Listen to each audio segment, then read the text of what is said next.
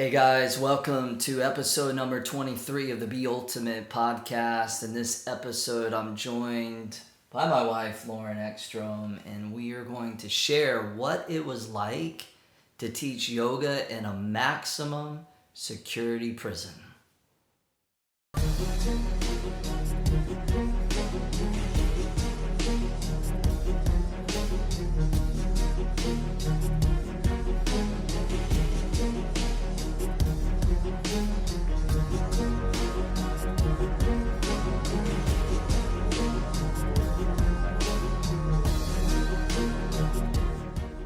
Hey guys, Travis Eliot, your host here of the Be Ultimate podcast, and I am thrilled and honored for this week's podcast because one, we have my wife, Lauren Eckstrom, back on the podcast, and two, we're talking about a subject matter that I'm very, very passionate about, and that subject is teaching yoga inside a prison. And if you're like me, you have a lot of questions and there's a lot of uncertainty and a lot of mystery of what it's like inside of a prison. And all that you really know is probably what you've seen on TV or maybe seen in a documentary. And some of that is accurate depictions of what it's like in prison, and some of it is different than the reality of what goes on. And also, different prisons have different cultures and different rules. So on this particular episode, we want to talk about the very, very first visit, the very first time that we ever went and taught yoga inside of a prison. And I think we'll get started by just maybe diving into how did this happen? How did it get started? Where did this all begin? So a woman named Jess, who runs an organization called the Liberation Institute, and their website is liberate-now.org, sent us an email and said that she was running a 200-hour yoga teacher training program inside of the maximum security Maine State Prison. And would we ever be interested in coming to teach, because somehow the prison population or portions of the population were familiar with Travis's program called The Ultimate Yogi. And this was really coincidental because we happened to be traveling to Maine, scheduled to teach about an hour and a half away from this prison. And so pretty quickly we said, absolutely, we would come and be honored to teach. And what a coincidence it was that we were going to actually be really in the town right next door. And also, the interesting thing about it that I just want to point out too is that you had been really kind of calling out to the universe, like you really felt this deep desire to give back in some way, and you were really exploring how you could do that, whether that was through working with women or the prison population or with the climate and the environment. We were really looking for a cause that we could get behind, and this has been going on for probably 2, 3, 4 years or so. And, when you ask, you shall receive. And I feel like we received this invitation by Jess and peers at the Liberation Institute to go teach in prison. And Lauren was really the one who did all the legwork to make it happen. She was the one that was emailing with Jess and figuring out the details and the logistics of all that. So she really set that up. And I just kind of showed up. So I just want to acknowledge you for really spearheading that. And in yoga, we call this karma yoga, which is the yoga of selfless action. So we got invited to teach in this place in Maine, and what was that like for you? You know, what was it like driving to the facility, pulling up? You know, can you just explain, the details of what it was like and how you felt emotionally about it all? The drive is beautiful. So we took this really beautiful and scenic drive from Hollowell, Maine, out to Warren, Maine. And it's these stunning country roads, and it was very early in the morning, so it was incredibly quiet. And I felt like we were pretty quiet in the car and just unsure of what to expect. And the truth is, I didn't feel nervous at all. I felt like I had gotten to know Jess really well. I felt very secure in my connection and my communication with her. I felt excited and enthusiastic. So I actually think it's much more interesting for you to tell us how you were feeling that morning. Yeah, I mean, I definitely had a lot of stuff come up, like the butterflies in the stomach and a lot of, fear. Fear sounds like a strong word, but, there was a lot of things, if I'm honest about it, that I was scared about. Like, it just hadn't been a situation that I've ever been in before, and I didn't know how it was going to go down. Like, it wasn't like, when you go skydiving, they put you through a training and they tell you all the in and outs of how it's going to go. And I felt like here we were going skydiving into this maximum security prison without any training at all. So we were basically gonna wing it.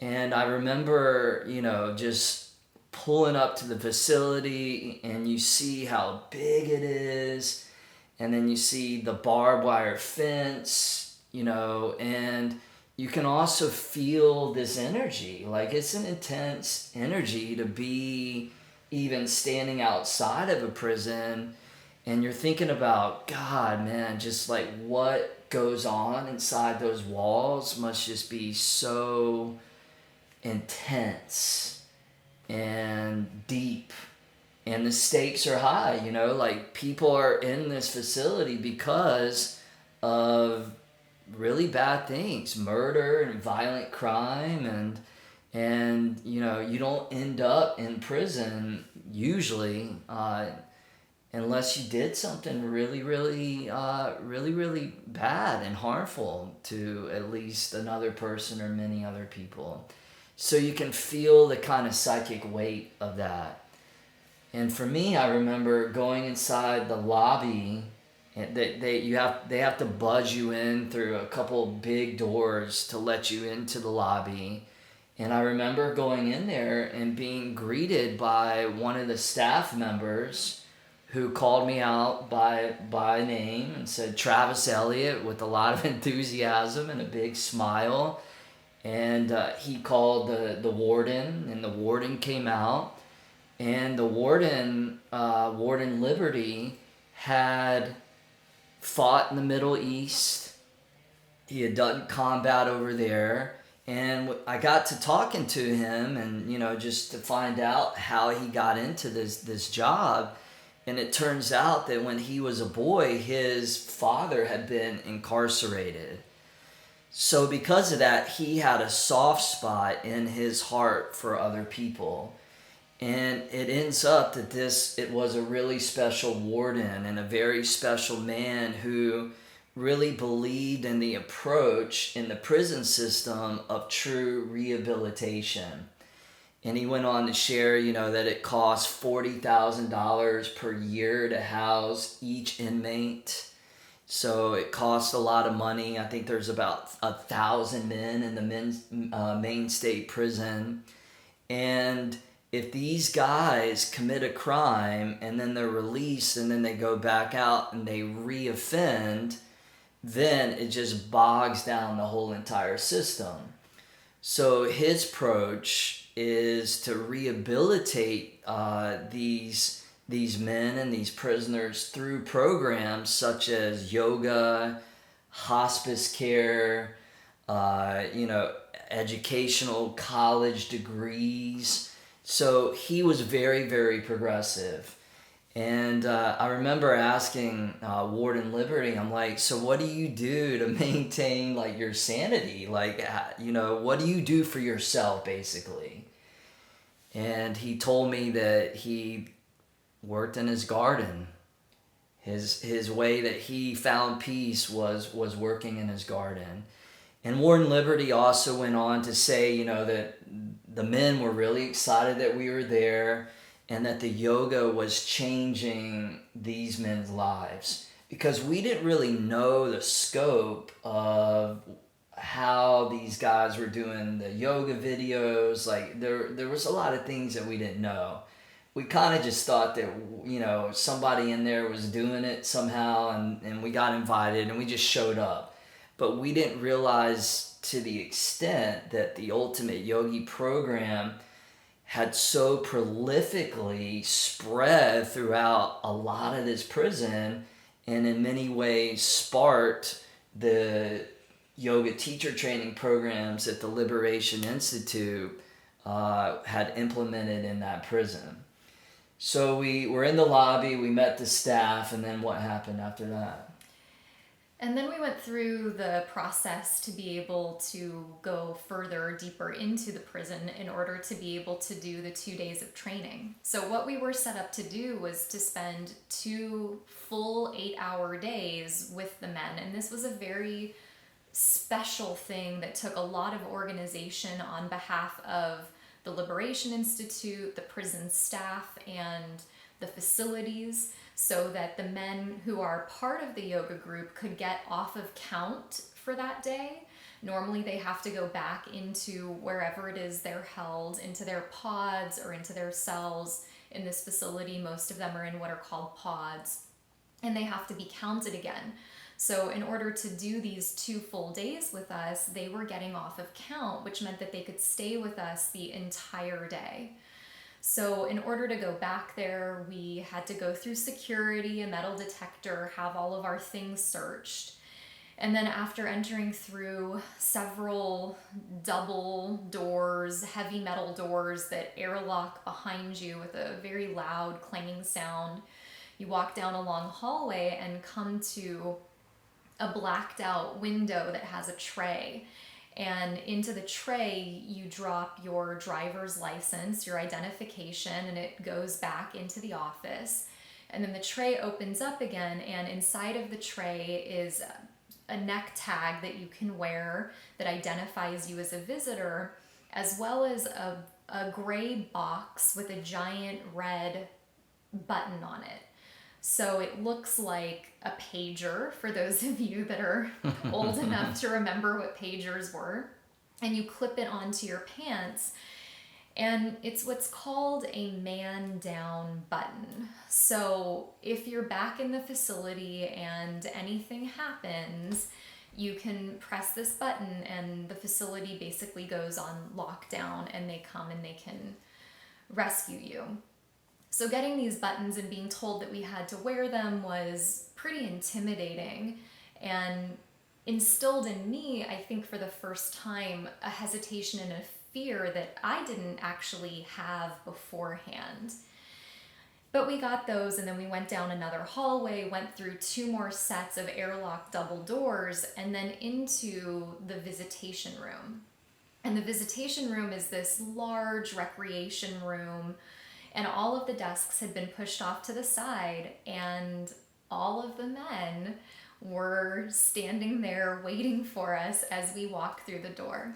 So what was that moment like for you when the doors had finally opened up and you walked into this big room and all the men are just standing there looking at you, and not just looking at you, but starting to move towards you? Like, what were you feeling? Yeah, I'm already like crying. My eyes are teary just thinking about it again, because the smiles on their faces were so big and bright, and they were so excited to see us. And recognize me from being in the videos, and obviously, recognize Travis from having spent time with him as his teacher.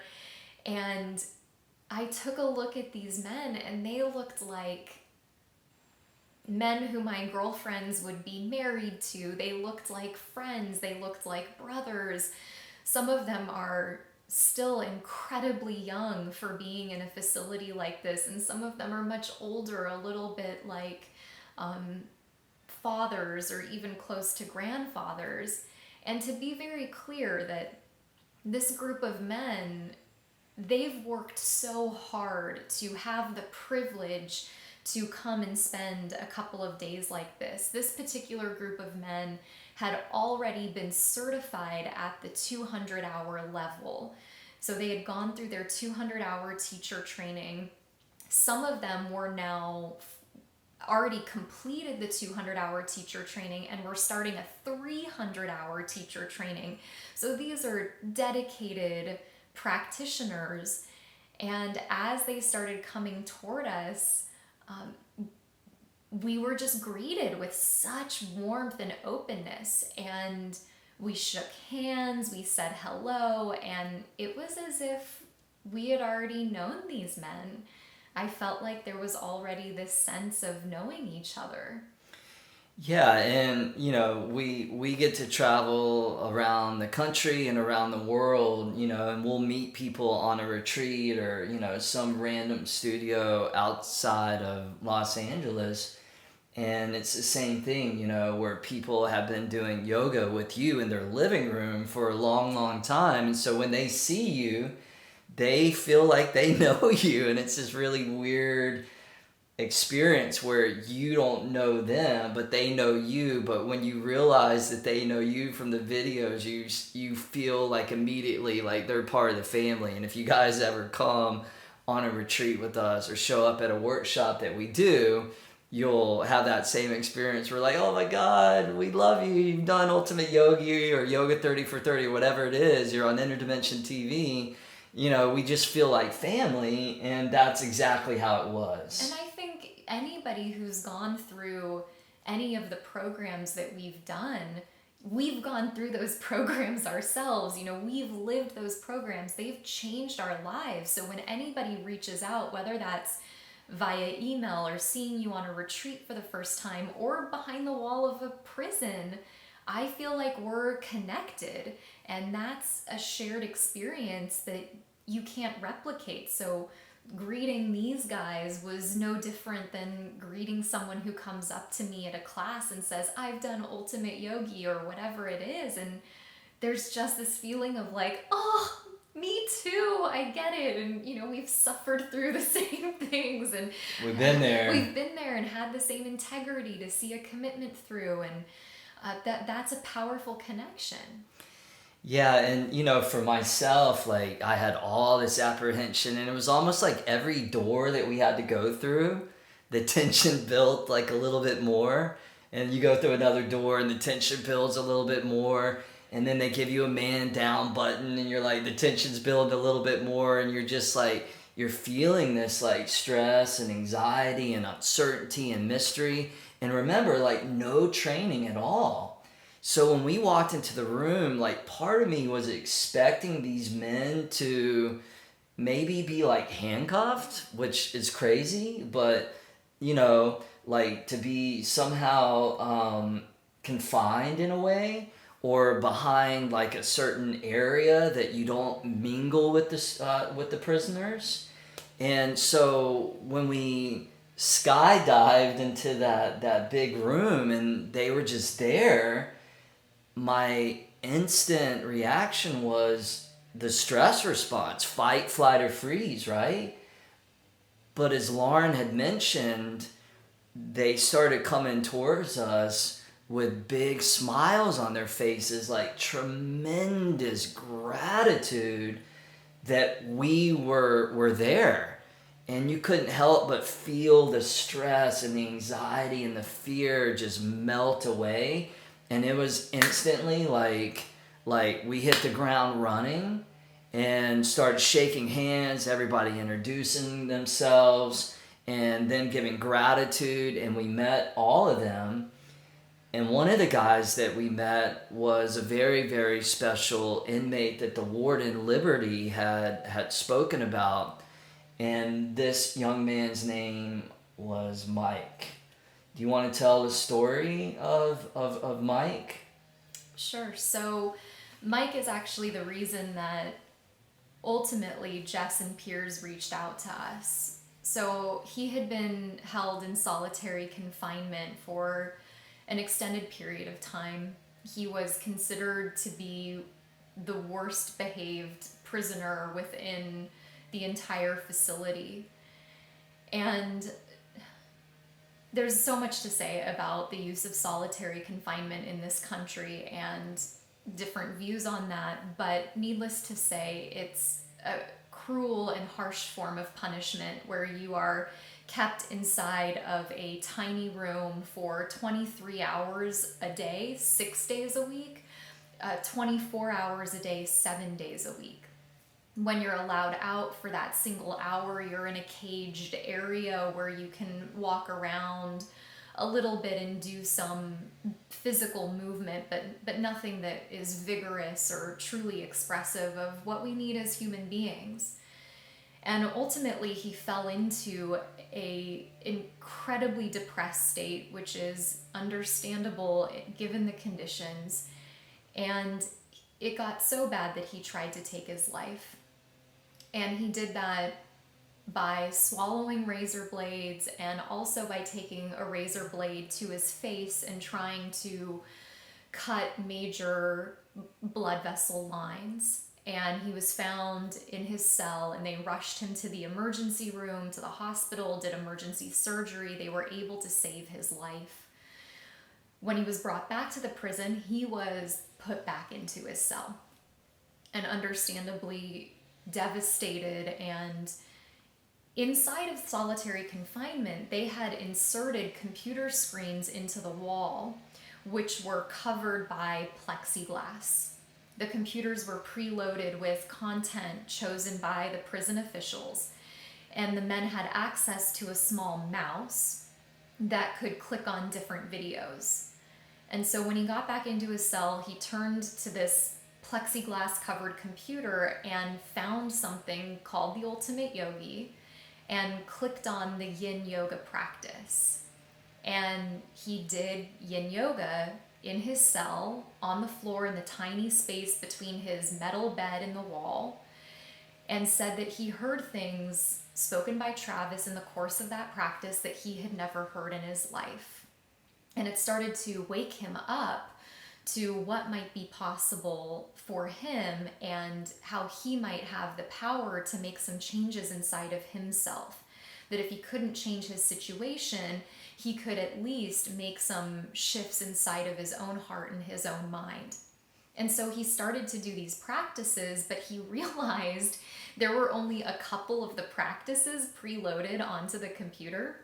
And so he couldn't do the whole program. So he started begging for the rest of the classes, saying, there's more to this, there's more to this, we're missing things, I can't do the whole thing. And they finally loaded everything up, and he started going through the 108-day program. And he took one of those razor blades and he carved the lines of a yoga mat down into the paint in his floor, and then wrote the words ultimate at the top of it and started going through the ultimate yogi. And everything about him started to change, who he was, his behavior, his attitude towards the correction officers. And it came to the point where it was now going to be time for him to be released from solitary. And he refused to go. He said, I'm not done with the program yet. I don't have access to this outside of solitary, and I'm not going to go until I'm done. And of course, the prison officials are really confused by this and blown away and think it's kind of crazy. So finally, they get him the set and say, okay, you can finish the program and you can go back into general population. And so this prompted ultimately Satya or Jess and the Liberation Institute to come in and start offering yoga classes and eventually a yoga teacher training program. And so then she turned to them and said, if you could have anybody come, who would you want to come? And that's when the email fell into my inbox. Pretty remarkable that, the most misbehaved inmate became the best behaved inmate, all because of yoga. And, we often speak about when you change the internal, then you shift the external. And Mike is a really dramatic, high stakes example of that, and really what's possible. And that's why our work inside these prisons, I think, has really, really been one of the most rewarding, fulfilling aspects of what we do as yoga and meditation teachers. And speaking with Mike, who, by the way, has the words war tattooed across his throat, and the A's like an anarchy sign, and this big scar from when he tried to kill himself. Speaking with him and just hearing straight from the horse's mouth, like his whole experience of transformation, like it just reaffirmed and reinvigorated my belief in the power of yoga and meditation on a whole other level. Yeah, and I think, all of us, we come to this practice often at a time of desperation. Nobody comes, generally speaking, we don't come to yoga and meditation because everything's going well in our lives. We come because we're really seeking. And so I think everybody who listens to this podcast, everyone who attends our classes, you understand the value of yoga and mindfulness in your life. And this reaffirmed that on a completely different level. And to now look and see what these men are doing to be of service to each other, to take these practices forward. Mike goes back and he returns to solitary confinement and continues to teach people who are held in solitary. He'll have to be outside of metal doors speaking through a food plate, or on the other side of chain link fences, teaching multiple men in separate cages. Some of the other guys, they go back into the mental health ward unit, so a separate unit filled with people who are suffering in a way that already is unimaginable, and going back and teaching these practices. Then inside of general population, they're offering ongoing yoga classes, beginner classes, yin yoga classes, and they're spreading this throughout the entirety of the population. And these are true acts of service. So when we arrived and we met with Warden Liberty, he had really kind of rolled out the red carpet for us, because he really felt like these yoga classes and yoga videos had really shifted in some way the entire prison population. Like, this became bigger than just one person, Mike's life changing. It began to spread to other people. And even while Mike was in solitary confinement, another guy, Brad, got thrown into a cell opposite of Mike. And by the time these guys get thrown into solitary, as Lauren had mentioned, they are in the depths of depression and despair and ready to end their life. And Brad was the same way. And Brad had been there for 22 months. Wow, 22 months. And Mike, having been in the same state that Brad had, and now having come and climbed out of the depths of despair through these yoga practices, he told Brad, he said, go and do these yoga videos. It's in that computer. You have access to it. Go and do that. And sure enough, Brad did it. And it ended up saving Brad's life. We got to meet him on the second day of this particular visit, and he shared his story too. And he talked about like how they tried to turn him into an animal, and he was going insane because of it. Just abuse, physical abuse, verbal abuse, just no humanity at all. These guys aren't treated remotely like a human being. They're treated like animals in cages. And he said the only thing that got him through that in one piece were the yoga teachings. And then crazily, they had arranged at the end of our second day to go back to Brad's old cell in solitary, right across from Mike's solitary cell, because Brad hadn't been back there since he had been released. And he had asked if it was possible for myself and Lauren and Mike and him to go back to his cell so that we, or I should say he, could complete his circle of healing. Do you want to share what that story was like? Going back into solitary with Brad and Mike? So Brad is towering in terms of his size. We're not very tall people, but he's probably 6'5" and can bench press a car, easily. And we began this journey back to solitary, which takes you deeper and deeper inside of the prison. So moving through more of those airlock doors and coming out of this area are guards who are dressed like they have just come off of a battlefield at war. Canisters and guns on the sides of their body, flak jackets, and it's terrifying. You can imagine why someone who is incarcerated in response to that would have such a fear response.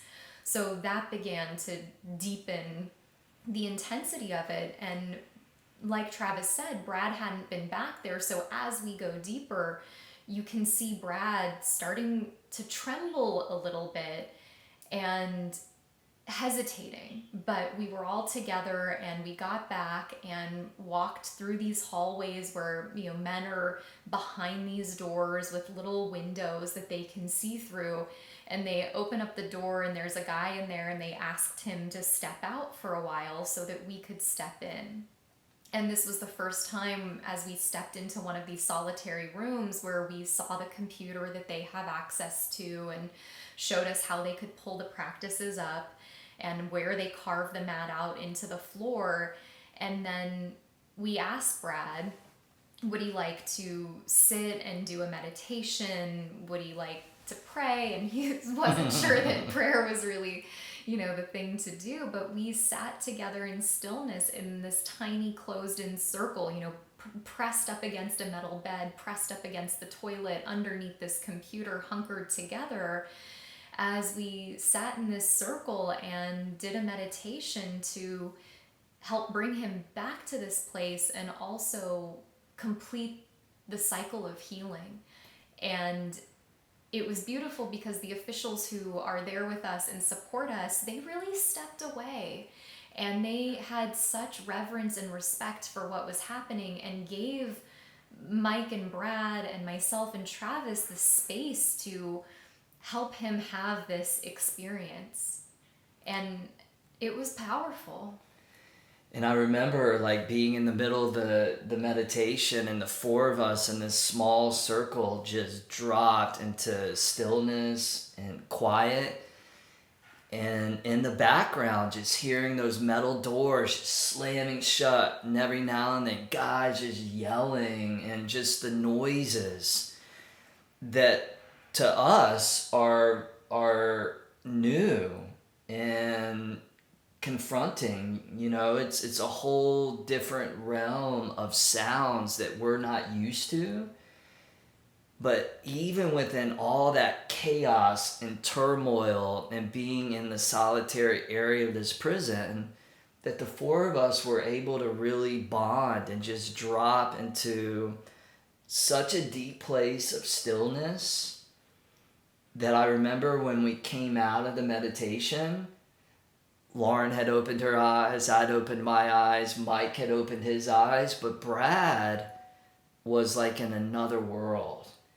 He was gone. He was no longer there with us. He was somewhere else in another dimension.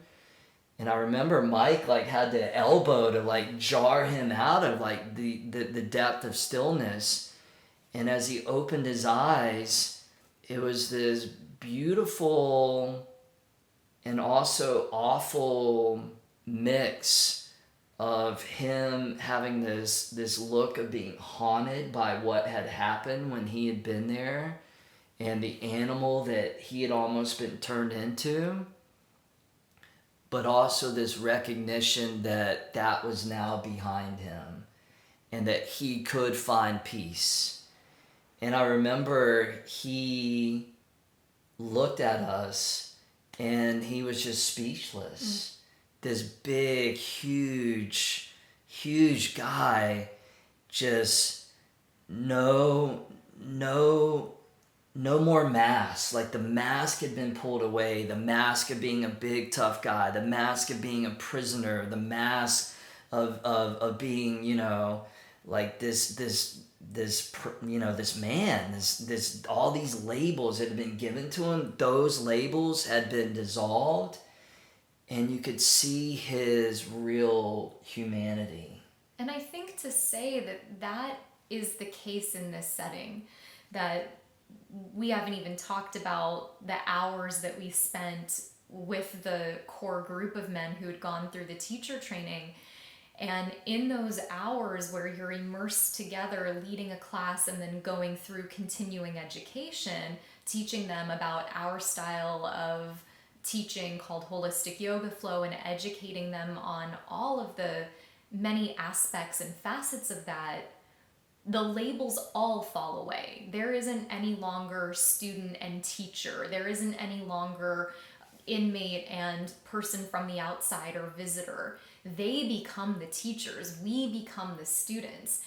There's this complete feeling of unification and a feeling of being inside of that unified field and that experience of oneness that is so true to the yoga practice. And these men have been incarcerated for durations of time. That means they have never been on social media. They don't have cell phones. They are not part of the attention economy. Their attention has not been commodified and monetized.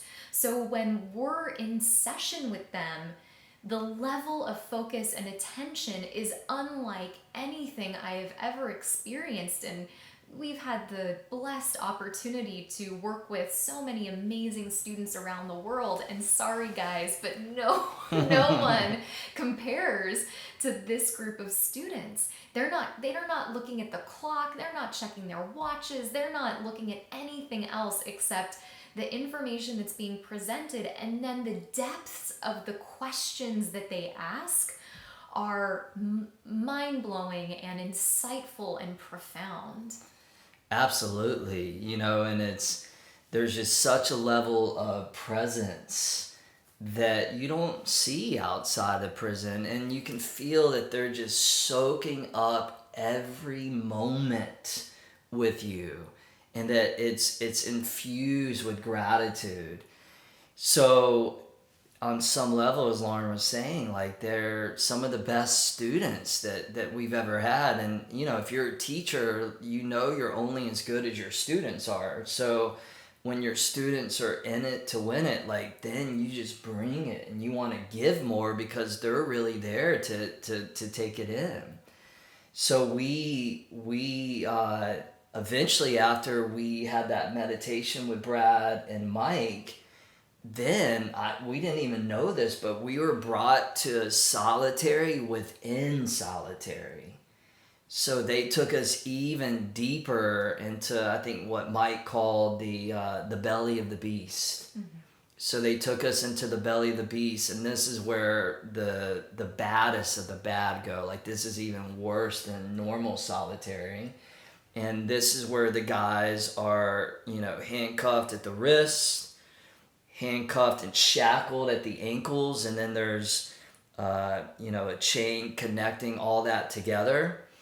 And for me, I think about the image of like Hannibal Lecter in Silence of the Lambs, like that's what it looks like.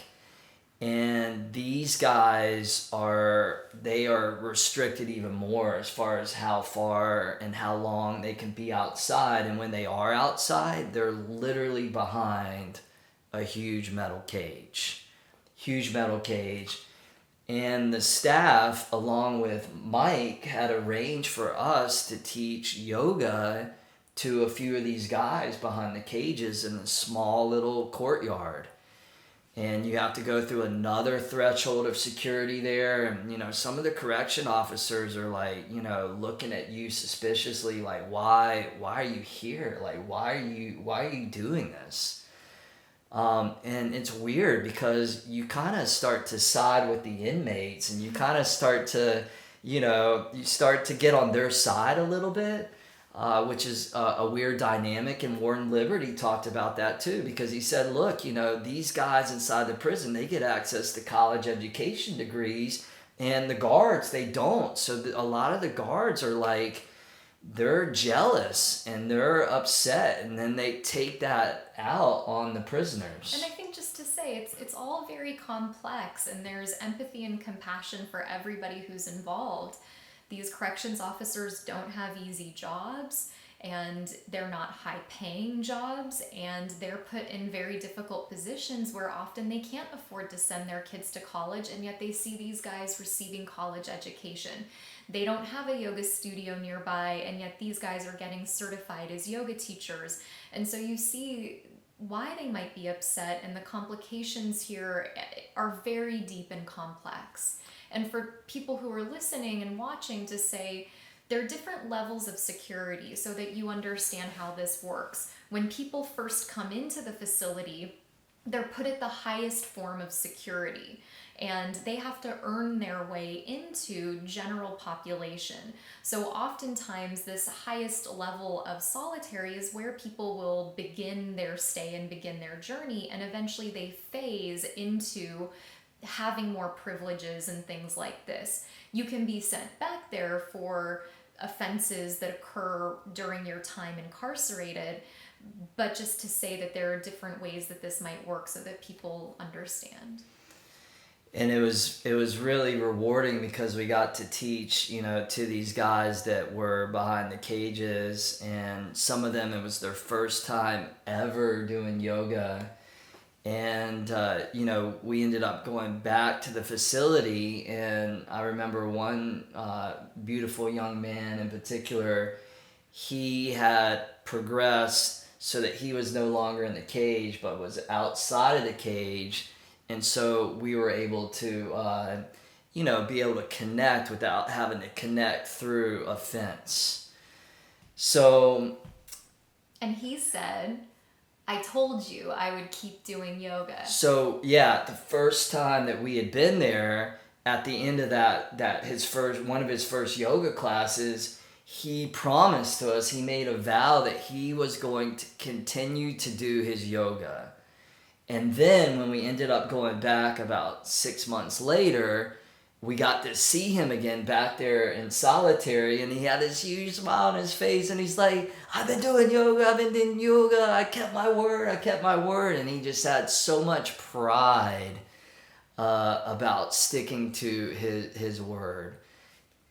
And honestly, there's just hundreds and hundreds of stories from this work in prison with many, many, many of the other men. And many of them we write to, and they write the most beautiful letters, poetry, and insights and revelations that is coming out of their hearts and their minds. And as Lauren mentioned, there's a whole group now that are trained yoga teachers, and not just on the 200-hour level, but on the advanced 300-hour level. There's good quality yoga going on, and it's spreading throughout the prison. And this is why we like to call this the prison of hope. And Warden Liberty and Sergeant Mike and Leda, who runs the programming of the rehabilitation, And then Jess and Piers, who are part of the Liberation Institute, they're the real heroes. You know, Jess and Piers are the ones, they're in it weekend after weekend. Like, they are there. We're just coming in here and there, but these guys are the real heroes, and they're the ones that are doing like all the real work. And now Lauren and I are at this place where what's next? Like, we feel inspired by what we've seen in this prison.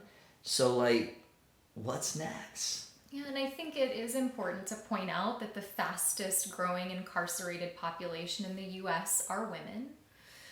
And to help everybody understand why this work feels so important to us, there are currently 2.3 million people who are incarcerated in the U.S. That's total incarceration. In 1980, we had 500,000 people who were incarcerated. By the end of 2015, we were at 2.2 million. And so we can see how that number continues to rise. We're having a big increase in juvenile detention. And as I think many people are aware, people of color are arrested at a rate that's 6 times higher than people who are not of color, people who are white. So there are a lot of issues here that span across the breadth of the country, and we feel like this is a powerful place to touch into and provide support and education. The statistics say that 1 out of every 37 people in the US is under some form of correctional supervision. So that's almost 3% of the US population. And when you put it in perspective, the US makes up 5% of the world's population, but we hold 21% of the prison population globally. So those are truly astronomical numbers, and 1 in 5 of those people are held because of drug offenses. So it's not all violent crime, and it can be labeled a certain way. I think people get into their heads that people who are incarcerated are a certain type of person, and we need to understand how deep and extenuating these issues are. If you were born into a home where you had 1 loving parent, let alone 2, how privileged you are. If you were born into a family setup where you received an education, public, let alone private, how privileged you are.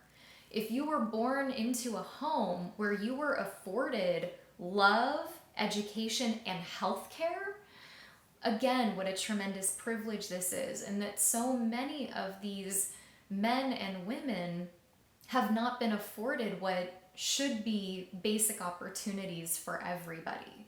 So there's a reason why this is such important work to us, and of course I think our hope is that it will continue not just in Maine, but that it will continue in other capacities, of course here in our home state of California, and really looking forward to at some point in time when the invitations come, working with women who are incarcerated in juvenile populations.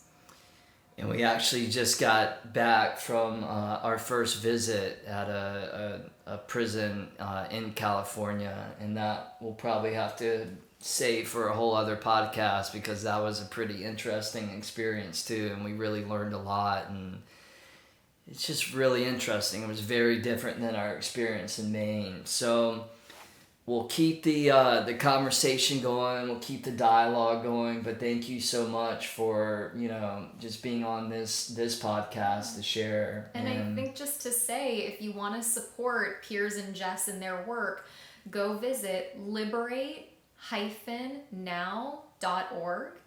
And you can learn more about what they're doing. You can donate there to their work and to their efforts. Piers also has a brand new book out called Real People, Real Recovery. You can buy that on Amazon, and it works with the therapeutic support of dislocation theory, which is an incredible approach to addiction recovery And I really want to encourage you to go out there and support these guys because we love them deeply and dearly. And they're also going to be opening up a yoga studio in Maine, I think in Portland, Maine, so that when these guys get released out of prison, they'll actually have a yoga studio that they can teach at. So it'll help them make that transition. So they're doing fabulous, awesome work. They're a huge inspiration.